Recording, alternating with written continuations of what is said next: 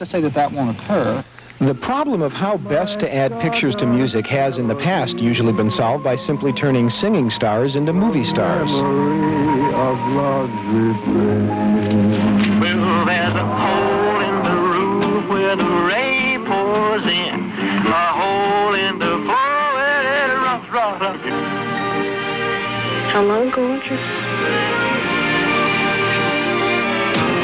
More recently, record executives began producing their own movies, like Saturday Night Fever. This merger of picture and music created a double success, one of history's most popular films, plus the greatest sales ever for any album. In the latest merger of movie and music, lyrics from Loretta Lynn's autobiographical song Coal Miner's Daughter actually provided the plot for the hit movie of the same name. Well, a lot of things have changed since way back then. And it's so good to be back. And just as records are being made into movies, movies are being made into records, video records, or more precisely, video discs. Also available on video discs will be Broadway shows, operas, symphony concerts, and do-it-yourself instructional information, though all are expected to be less popular than movies and rock music. Some of the biggest corporations in America are betting that many of you will want to own video discs. Corporations like IBM, MCA, Zenith, and RCA, which has spent more money developing its soon-to-be-released video disc system than it did on color TV. We are going to create, through the introduction of the video disc, a brand new American industry. An American industry. An industry that at the end of the first 10 years will probably be in the area of $7.5 billion. That is bigger than all the broadcast networks put together. RCA's hopes rest on this video disc player, due to be marketed early next year. RCA's early model won't have stereo sound, a flaw caused by the desire to keep the price under $500, less than its main rival. The two systems will not be compatible, but will offer similar programming. First, movies and old TV shows, then music. Now, this is the only video disc player now available to the general public. It's made by Magnavox, and it's been selling in a handful of test market cities for about $800. Now, the video discs themselves cost from $5 all the way up to $25. Theoretically, this kind of video record will last forever because no needle ever touches the surface. Instead, a beam of laser light reads picture and sound information and plays it back through a TV or through a stereo system. Now, the big difference between video discs and videotape cassettes, which have been around for a couple of years, is that the discs and video disc players are cheaper, and the quality of the picture and the sound they reproduce is better. The major consumer disadvantage is that, unlike tape, you can't record anything new onto a video disc, and the manufacturers are working on a way to prevent the discs from being copied. This is one of the first musical video discs featuring Elton John. While this might not inspire you to rush out and spend hundreds of dollars on discs and players, it's hoped that something else soon will.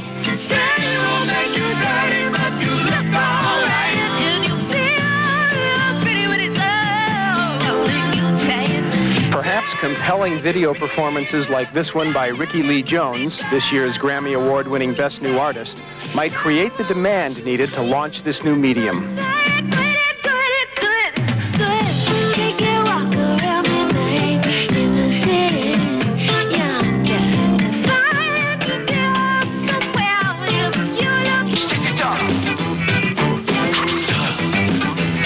Some veteran rock and roll stars, like Mick Jagger, whose acts have always been highly visual, seem perfect for the new video discs, as do new wave artists like Lena Lovitch.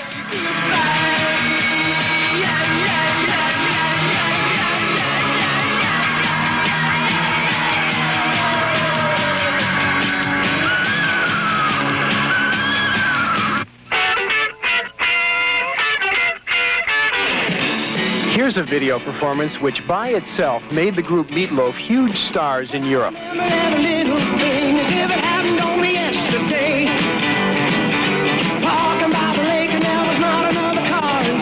There will be a number of artists who are highly visual and will easily make that transition to the audio-visual disc. There will be certain artists who are not that visual and will not make that transition. Perhaps the video disc, in terms of music artists, is going to be like the transition from silent movies to talkies.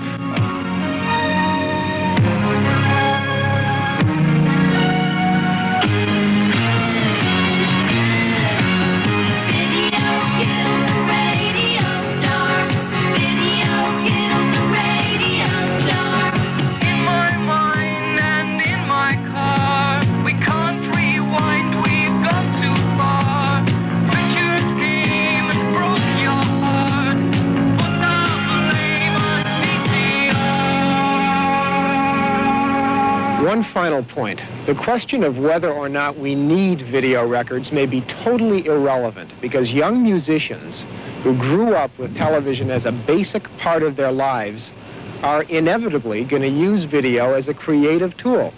In fact, because they grew up with television, some of them seem to instinctively know what works. You know, once you give a kid a 200-hour videotape camera and a 700-hour videotape machine, and he can play with it, who knows what's going to happen?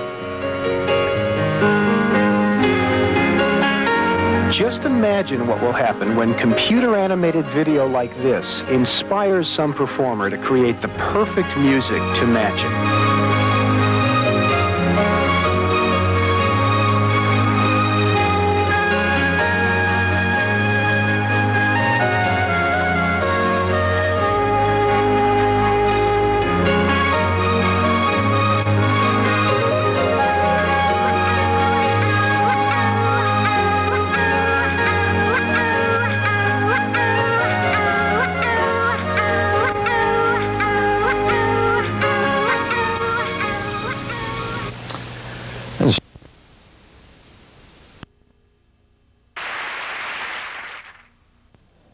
Let's move it.